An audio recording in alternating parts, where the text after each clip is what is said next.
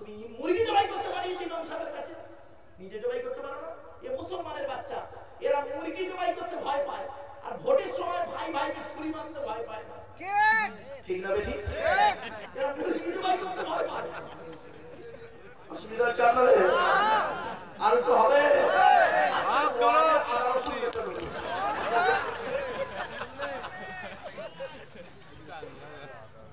চলো, অসুবিধা হচ্ছে না তো?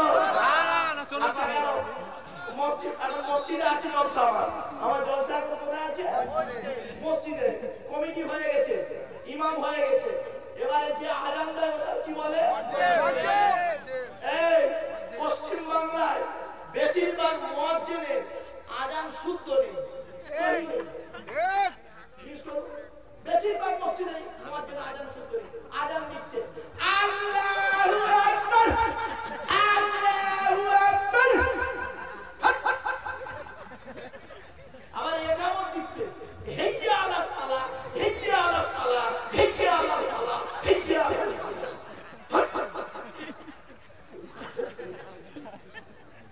খবরদার নয়, ইমাম মুয়াজ্জিনের আজানকে সহি করবেন। বাপেরা অনুরোধ করে বলে যাচ্ছি, আমার ভুল বুঝবেন না। মুয়াজ্জিনের সম্মান কি শুনবেন? কিয়ামতের মাটিতে মুয়াজ্জিনের দেহ মাটি খেতে পারে না। জোরে বলুন সুবহানাল্লাহ। কয়েক কটা দেহ মাটি খেতে পারে না, টাটকা থাকে। শুনে নিন, মাটি খেতে পারে না, টাটকা থাকে কেন?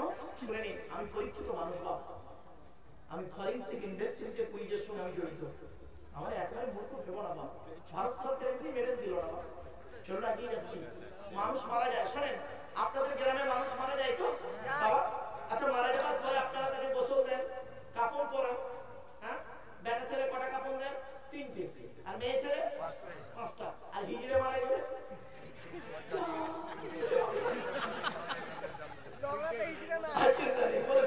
আমি তো বলছি টেনশন নেই, আমি তো আছি এখানে, চিন্তা নেই। শোনেন, বেটা ছেলে মারা গেলে 3টে কাপড়, মেয়ে ছেলে মারা গেলে 5টা কাপড়, একটা হিজড়ে মারা গেলে কটা কাপড়? শুনে নিন, ওর উত্তর হচ্ছে ওই হিজড়ে ব্যক্তিটা, ওই ব্যক্তিটা বেশিরভাগ অংশ যেদিকে যাবে সেই কাপড়টা তাকে দেওয়া হবে।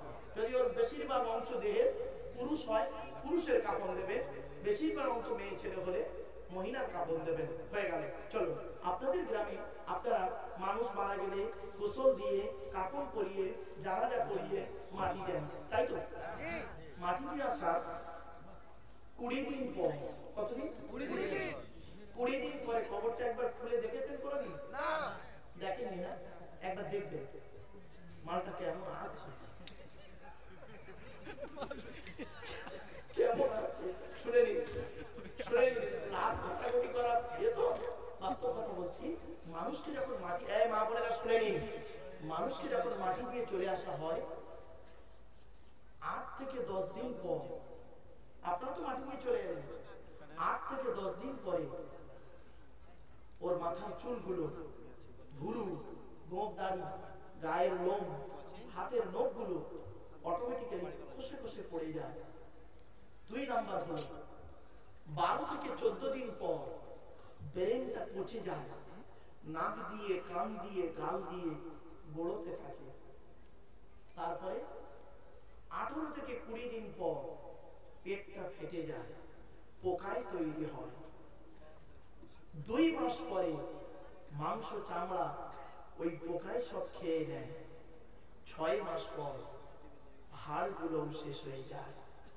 হে নগরার সুন্দরী, হে নগরার সুন্দরী, কোথায় গেল তোমার দেহ? হে যুবক, কোথায় গেল তোমার দেহ? মাটির দেহ মাটি হবে, পুড়ে হবে ছাই।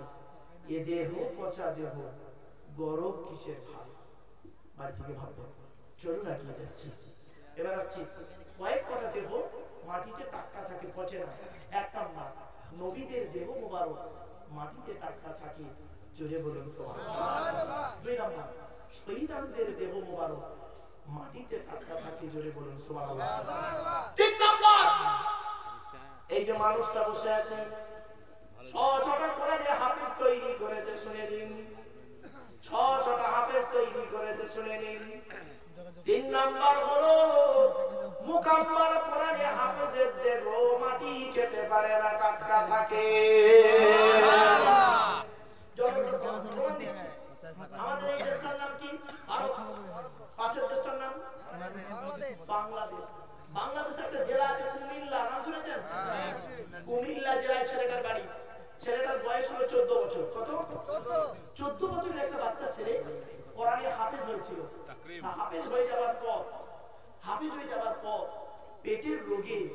পেটের রোগে ওই বাচ্চাটা মারা যায়। তো এই হাফেজ সাহেবের বাপ, ভাই, দাদা, গ্রামের লোকেরা জানাজা পড়িয়ে মাটি দিয়ে চলে আসে। 8 বছর পর, কত বছর? 8 বছর পরে ওর পাশে একটা কবর খোলা হচ্ছিল। খুলতে ওই হাফিজ সাহেবের কবরটা ভেঙে গেছে। দেখছে হাফিজ সাহেবের যে কাফনটা একদম টাটকা রয়েছে, পচেনি। তখন যারা কবর খুলছিল ওরা ছুটে গিয়ে ইমাম সাহেবকে ডেকে এনেছে। ইমাম সাহেব ফোন করে 4-5 জন আলেমকে ডেকে এনেছে। এনে কবরে নেমে আর ওই হাফিজ সাহেবের কাফনের মুখটা একটু খুলেছে। খুলে দেখছে, ভাবতে পারবেন না বাবা, খুলে দেখছে 8 বছর আগে যেমন মুখে কর্পূর দেওয়া ছিল, সেই কর্পূরটা 8 বছর পরে আজও টাটকা আছে। কে বুঝলেন হাফেজের গুরুত্ব কি? বুঝতে পারছেন বাপেরা? শুধু হাফেজের গুরুত্ব নিয়ে আলোচনা করে কল্পনা করতে পারবেন না। 3 নাম্বার হলো কোরআনে হাফেজের দেখো মাটি খেতে পারে না। 4 নাম্বার হলো হাক্কানি আলেমের দেখো মাটি খেতে পারে না। হাক্কানি আলেমের দেখো মাটি খেতে পারে না। 5 নাম্বার হলো মুয়াজ্জিনের দেখো, এই যাকে বলছিলাম মুয়াজ্জিনের দেখো মাটি খেতে পারে না। 12 বছর যদি কেউ নিঃস্বার্থভাবে আযান দেয় ওই দেখো মাটি খেতে পারে না। 6 নাম্বার হলো হালাল খানেওয়ালা মানুষের দেখো মাটি খেতে পারে না। এজন্য মা বোন বাবাজি যুবক ভাইদের হাতে ধরে পায়ে ধরে বলে গেলাম, হালাল খাবারটা ভক্ষণ করুন, হারাম খাবার কখনোই খেতে যাবেন না। এবারে আসছি, শুনে নিন। মসজিদ কমিটি হয়েছে, ইমাম সাহেব হলো, মুয়াজ্জিন হলো, আর এবারে যারা নামাজ পড়ে ওদের কি বলে? মুসল্লি।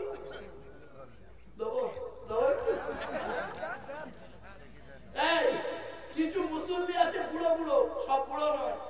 দেখবেন গ্রামে 2-1টা আছে ইমাম সাহেব ভালো জানে, কিন্তু 2-1টা এমন মুসল্লি আছে না, গন্ডগোলে মুসল্লি কিরাম দেখুন, বুড়ো এত বদমাশ কি করে, বাড়িতে বুড়ির সঙ্গে ঝগড়া করে পারে না, ছেলের সঙ্গে ঝগড়া করে পারে না, বউমার সঙ্গে ঝগড়া করে পারে না, মসজিদে এসে ইমাম সাহেবের বোঝা করতেছে। মসজিদের পাকা ঘরে নেই কেন ইমাম সাহেব? তুমি বল, তোর পাকা ঘরে নেই ইমাম সাহেব? খবরদার না, চিন্তা করবেন। চল না কি যাচ্ছি, রাগ করবেন না। বগরা ঈদের দিন, এই বগরা ঈদে আমার মা মারা গেছে জানেন। এর আগের বগরা ঈদে কি করেছে জানেন? আমার এলাকার একটা ছেলে কি বদমাইশ দেখুন, আমার ফোন করেছে ঈদের দিন, বগরা ঈদের দিন ফোন করেছে। হ্যালো, আসসালামু আলাইকুম ভাইজান, ঈদ মোবারক। আমি বলছি ওয়ালাইকুম সালাম, ঈদ মোবারক। ওর নামটা বললো, বলছে ভাইজান একটা মশলা জানতে হবে। কি মশলা? আমি ভেবেছি গরু কুরবানির মশলা জিজ্ঞেস করবো, ঈদের দিন আবার কি মশলা জিজ্ঞেস করছে শুনবো। বলছে ভাইজান কুরবানির গোশত দিয়ে মদ খাওয়া যাবে?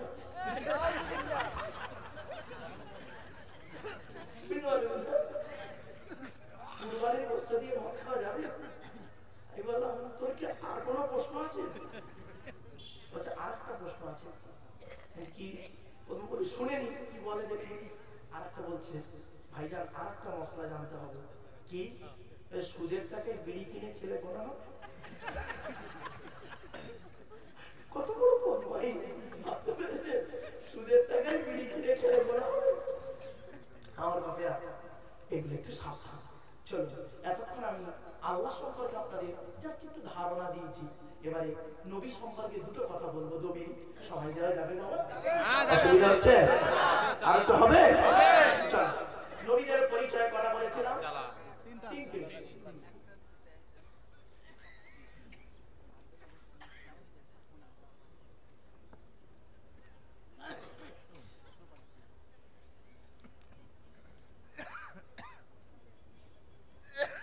ইনশাআল্লাহ বলে দিচ্ছি। চলো নবীদের পরিচয় করা তিনটে। কি কি ঢাকা শুনে বলো। এক নাম্বার, যিনি নবী হবেন তার চরিত্র উত্তম হতে হবে। আল্লাহ সম্পর্কে আলোচনা করতে 2 ঘন্টা পার, এখন সামান্য একটু আলোচনা হয়েছে আল্লাহ সম্পর্কে, আরো ব্যাপক আলোচনা। চলো নদীকে যাচ্ছি না, এবার নবী সম্পর্কে একটু ধারণা দিই। এক নাম্বার, নবী হতে গেলে তার চরিত্র উত্তম হতে হবে। 2 নাম্বার, নবী হতে গেলে তার উপরে আল্লাহর তরফ থেকে ওহী নাযিল হতে হবে। 3 নাম্বার, নবী হতে গেলে তার দ্বারা অলৌকিক ঘটনা মুজিজা থাকতে হবে। পৃথিবীতে যত নবী এসেছেন প্রত্যেক নবীর মাধ্যমে আল্লাহ পাক 1 থেকে 50টার ভিতরে মুজিজা দিয়েছেন। আমার নবী বিশ্ব নবী মুহাম্মদ সাল্লাল্লাহু আলাইহি ওয়াসাল্লামের মাধ্যমে আল্লাহ পাক এই পৃথিবীতে 1000-এরও বেশি মুজিজা দিয়েছেন। করে বলুন সুবহানাল্লাহ। আল্লাহ নবীর উপরে যে মুজিজা দিয়েছিলেন তার সর্বশ্রেষ্ঠ এই কোরআন মাজিদ নাযিল করা। জোরে বলুন সুবহানাল্লাহ। এজন্য এই কোরআন প্রত্যেকের বাড়িতে আমি অনুরোধ করে যাচ্ছি, আমার মা বোনদের বলছি, মায়েরা বোনেরা প্রত্যেকে কোরআন শরীফ শিখে নেবেন। আমার কমিটি যুবক ভাইদেরকে আমি করজোরে বলে যাচ্ছি, বাপেরা অনুরোধ করে হাতে ধরে বলে যাচ্ছি, 6 মাস লাগবে ইমাম সাহেবের কাছে বসে কোরআন শিখে নাও বাপ, কোরআন শিখে নাও। আমি তো ভেবেছিলাম কোরআনে একটা সূরা তাফসীর করব, কিন্তু পরিবেশ আমাকে সাথ দিল না। আজকে পরিবেশ সাথ দিল না। আমি ভেবেছিলাম যদি আমি একটু আগে আসতে পারতাম, অনেক দূরে রাস্তা বাপ, আমি গাড়ি খারাপ হয়ে গেছে, আমি আমার ভাড়ার গাড়ি নিয়ে স্করপিও, আমার তো মানে সুইফট ডিজায়ার গাড়ির সামনে একটা বোর্ড লাগানো থাকে, আর একটা মিল গাড়িটা নিয়ে এসেছি ভাড়ার গাড়ি, তোমার কি বলে স্করপিও। যাই হোক বাপ, অনেক রাস্তা, আমি আবার সে অনেক ঘুরে ঘুরে এসেছি বলে আবার অনেক দেরি হয়ে গেছে। নলহাটি হয়ে, রামপুরহাট হয়ে, এদিক দিয়ে হয়ে, বোলপুর হয়ে, সাইথিয়া হয়ে এসেছি। যাই হোক বাপ, চলেন। নবীদের পরিচয় হলো 3টি। আমরা যে নবীর উম্মত তার নাম কি? তাড়াতাড়ি মুহাম্মদ সাল্লাল্লাহু আলাইহি ওয়াসাল্লাম, হযরত মুহাম্মদ সাল্লাল্লাহু আলাইহি ওয়াসাল্লাম। তাই তো নাকি? আচ্ছা, মুহাম্মদ সাল্লাল্লাহু আলাইহি ওয়াসাল্লাম কোন বংশে জন্মগ্রহণ করেছেন? কুরাইশ। কুরাইশটা কি? কার নাম কুরাইশ? চলো তবে সুবহানাল্লাহ একটু জোরে বলতে হবে, পারবেন ইনশাআল্লাহ? ইনশাআল্লাহ। কুরাইশটা কে শুনে নিন। মুহাম্মাদের বাপের নাম আব্দুল্লাহ, আব্দুল্লাহর বাপের নাম আব্দুল মুত্তালিব, আব্দুল মুত্তালিবের বাপের নাম আব্দে মান্নাফ, আব্দে মান্নাফের বাপের নাম হাশিম, হাশিমের বাপের নাম কুসাই, কুসাইয়ের বাপের নাম কিলাব, কিলাবের বাপের নাম মুররা, মুররার বাপের নাম লুবাই, লুবাইয়ের বাপের নাম কাব, কাবের বাপের নাম গালিব, গালিবের বাপের নাম ফিগির, ফিগির থেকে কুরাইশ বংশ এসেছে। নবীর বাপের নাম আব্দুল্লাহ, মায়ের নাম আমিনা, দাদার নাম আব্দুল মুত্তালিব, দাদির নামটা কি? নেতিদা বিনতে খব্বাব, ব্র্যাকেটে ফাতেমা, কেউ বলেছেন সামিরা। নবীর নানার নাম হলো আব্দুল ওয়াহাব জুহরি, নবীর নানির নাম হলো বারিনা বাবাররা, নবীর দুধমার নাম হলো হালিমা, নবীর দুধ বাপের নাম হলো হারেস, নবীর দুধ ভাইয়ের নাম আব্দুল্লাহ, নবীর বাপের নাম আব্দুল্লাহ, নবীর দুধ ভাইয়ের নাম আব্দুল্লাহ। দুটো জন এক করে ফেলবেন না। নবীর জন্ম 570 খ্রিস্টাব্দে, ইংরেজি কি মাস ছিল? 29শে আগস্ট, আরবি মাস ছিল রবিউল আউয়াল মাস, 12 তারিখ, মতান্তরে 9 তারিখ, সোমবার সবে সাদেকের সময় আরবের মক্কা নগরী কুরাইশ বংশে নবীর জন্ম। নবীর বাপেরা হলো 10 ভাই, নবীর মায়েরা হলো 19 বোন। নবীর বাপেরা কয় ভাই? 10 ভাই। 10 ভাই। নবীর 9টা চাচা, 9টা চাচা, 18টা খালা, 6টা ফুফু। ফুফু বলতে বাপের বউ, বাপের বউ, 6টা ফুফু, 7টা ছেলে মেয়ে। নবীর বাপেরা 9-10 ভাই থেকে শুনে নিন। বড় চাচার নাম হলো হারেস, কি বললাম? হারেস, জুবাইর, মুকাইম, হায়দার, জাইদার, আবু লাহাব, আব্বাস, হামজা, আবু তালেব। নবীর বাপ হলো আব্দুল্লাহ। এবার নবীর ছেলে মেয়ে হলো 7টা। কে? 3টে পুত্র সন্তান, 4টে কন্যা সন্তান। 3টে পুত্র সন্তানের নাম কি? বড় ছেলেটার নাম হলো কাসেম, কি বললাম? কাসেম। এই জন্য নবীর একটা নাম হলো আবুল কাসেম, মানে কাসেমের বাপ। নবীর একটা উপাধি হলো আবুল কাসেম। বড় ছেলের নাম হলো কাসেম, মেজ ছেলেটার নাম হলো কি জানেন? তাহের বা তৈয়েব। ছোট ছেলেটার নাম হলো ইব্রাহিম। আর 4টে কন্যা সন্তান কে কে? বড় মেয়েটার নাম হলো জয়নাব, উম্মে কুলসুম, রোকেয়া। ছোট মেয়েটার নাম হলো ফাতেমা। একটি প্রশ্ন তার উত্তর, আপনারা বলুন তো দেখি, আরবে ছেলের অভাব ছিল? তা মুহাম্মদ সাল্লাল্লাহু আলাইহি ওয়াসাল্লাম তার মেয়ে ফাতেমাকে আলীর সঙ্গে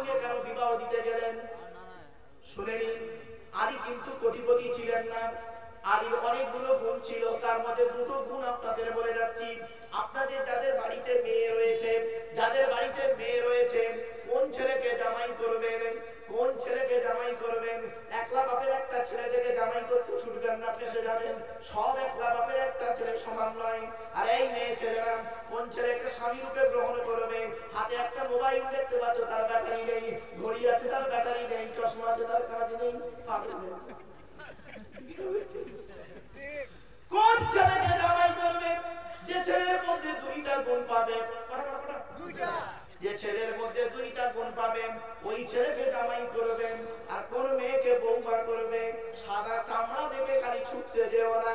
শুনে নাও, এই কোরআনে আল্লাহ বলে দিয়েছেন যে মেয়ের মধ্যে 6টা গুণ পাবে। তাহলে আগে কোনটা শুনবেন, ছেলেদের না মেয়েদের? আগে ছেলেদের হোক। ছেলেদের কটা গুণ? দুটো। কি কি? এক নাম্বার হলো ছেলে কি সব ছেলে কিনা খবর নেবে। শুধু দাড়ি রাখলে সব নয়, শুধু মাথায় টুপি দিলে সব নয়, শুধু পাঞ্জাবি করলে সব নয়, আর শুধু নামাজ পড়লে সব নয়। ছেলেটার চরিত্রটা ঠিক আছে কিনা খবর নেবে। এক নাম্বার ছেলে কি সব ছেলে কিনা খবর নেবে। 2 নাম্বার ছেলে কি কর্মী কিনা খবর নেবে। কর্মী মানে পরিশ্রম করে। কোন মেয়েকে বৌমা করবে? যে মেয়ের মধ্যে 6টা গুণ পাবে। এই মা বোনেরা শুনে নিন, এই 6টা গুণ যেন আপনার মধ্যে থাকে, তাহলে দেখবে আপনার স্বামী আপনাকে জান দিয়ে ভালোবাসবে। 6টা গুণ কি কি কোরআনে আছে? মুসলিমাতিন, মুমিনাতিন, কানিতাতিন, তাইবাতিন, আবিদাতিন, সাইহাতিন, সাইয়্যিবাতিন।